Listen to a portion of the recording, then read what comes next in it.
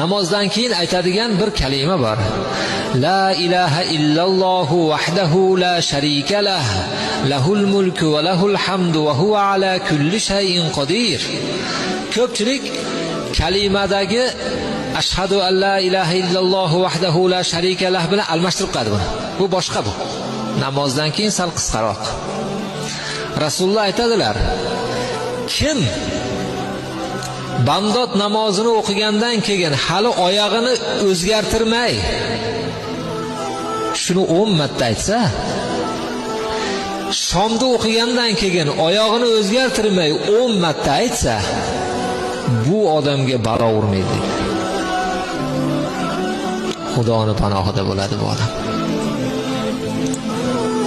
Ko'rdingizmi qanaqa narsa? Zikrlarda shunaqa xususiyati bor-da.